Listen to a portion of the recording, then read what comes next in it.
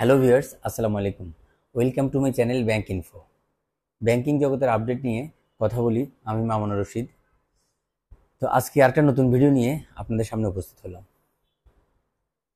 আমার ভিডিওগুলো কেমন হয় কমেন্টস করে জানাবেন, আর যারা নতুন আছেন তারা চ্যানেলটা সাবস্ক্রাইব করে দিবেন, তাহলে রেগুলার নোটিফিকেশন পাবেন, আপডেট পাবেন।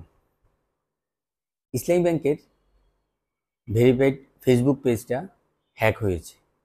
ইসলামী ব্যাংক পিএলসি এদেশের বেসরকারি ব্যাংকগুলোর ভিতরে অনেক বড় একটা ব্যাংক এবং অনেক জনপ্রিয় ব্যাংক। সেই ব্যাংকের ফেসবুক পেজ হ্যাক, এটা প্রথমে শুনলে কেউ কেউ বিশ্বাসও করবে না। না, নিউজটা সত্যি, এবং প্রায় 12 ঘন্টা পর এটা উদ্ধার করা হয়েছে। ভোর থেকেই ইসলামী ব্যাংকের হাতে তাদের ফেসবুক পেজটা নিয়ন্ত্রণে ছিল না। বিকেল 4টা থেকে মোটামুটি নিয়ন্ত্রণে এসেছে। ব্যাংকের সূত্র জানিয়েছে যে এখন সব কিছু নিরাপদ আছে এবং পেজটা তাদের আয়ত্তে আছে। কি হলো হুট করে? একটা গ্রুপ 470X, MS470X, এই গ্রুপটা ইসলামী ব্যাংক পিএলসির পেজটা হ্যাক করেছে। তারা প্রথমে বলেছে যে ব্যাংকের অনৈতিক বিভিন্ন কর্মকাণ্ডের প্রতিবাদ হিসেবে তারা এটা হ্যাক করেছে, আর এর পরবর্তীতে একটা স্ট্যাটাস দিয়েছে, যে স্ট্যাটাসে লিখেছিল যে ইদানিং যাদেরকে চাকরিচ্যুত করা হয়েছে যাতে তাদেরকে চাকরি ফেরত দেওয়া হয়। যদিও কিছুক্ষণ পরে আবার ওই স্ট্যাটাসটা মুছে দিয়েছে তাদের ফেসবুক পেজ থেকে। যাই হোক, অবশেষে টেনশনটা কমলো অন্তত, কারণ এত বড় একটা ব্যাংক, তাদের ফেসবুক পেজ, দ্যাট মিনস তাদের নিরাপত্তা ব্যবস্থা, প্রযুক্তিগত যে নিরাপত্তা ব্যবস্থা, সেটা নিয়ে তো আসলে প্রশ্ন উঠতেই পারে। আর যারা সাধারণ গ্রাহক আছে তারা অনাস্থায় ভুগতে পারে।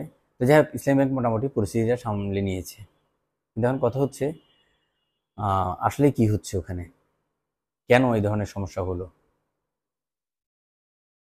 ইসলামী ব্যাংক রিসেন্টলি তাদের আভ্যন্তরীণ সূত্র থেকে জানিয়েছে 400-র অধিক তারা কর্মকর্তা চাকরিচ্যুত করেছে। তারা মেধা মূল্যায়নের পরীক্ষা নিয়েছে, এখানে কিছু অ্যাটেন্ড করেছে, ম্যাক্সিমামই অ্যাটেন্ড করেনি, তাদেরকে ওএসডি করা হয়েছে। প্রায় 4,971 জনের মতো ওএসডি করা হয়েছে।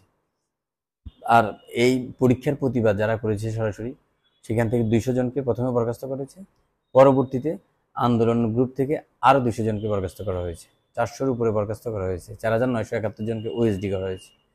সুতরাং মোটামুটি এত বড় একটা ব্যাংকে এই যে একটা বিশৃঙ্খলা শুরু হলো, সেই থেকেই তার প্রভাব হিসেবে এই ধরনের কাজগুলো হচ্ছে। যেহেতু একটা বড় ব্যাংক, অনেক গ্রাহকের ব্যাংক, সুতরাং ব্যাংকেও আর একটু অ্যালার্ট হতে হবে এই ব্যাপারগুলো থেকে। কারণ স্বাভাবিক মানুষ, সাধারণ জনগণ যারা আছে, সাধারণ ডিপোজিটর যারা আছে, তারা একটু আস্থাহীনতায় থাকে যে ব্যাংকের টেকনোলজিক্যাল অফিসার কি আছে, তাদের সিকিউরিটি বা কি, সব কিছু মিলে এই প্রশ্ন উঠতেই পারে। তো যাই হোক, সব কিছুর পরে কথা হচ্ছে, অনেক নাটকীয়তার পরে 12 ঘন্টা পরে তারা তাদের ফেসবুক পেজটা হাতে পেয়েছে। এখন মোটামুটি আর ওরকম সাধারণ গ্রাহকেরও টেনশন করার কিছু নেই।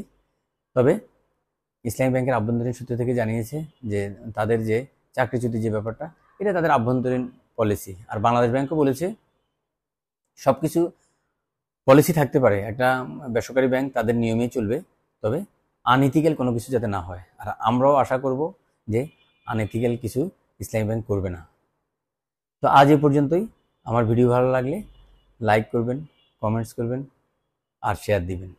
আর যারা নতুন আছেন তারা অবশ্যই সাবস্ক্রাইব করে দিবেন। আল্লাহ হাফেজ, আসসালামু আলাইকুম।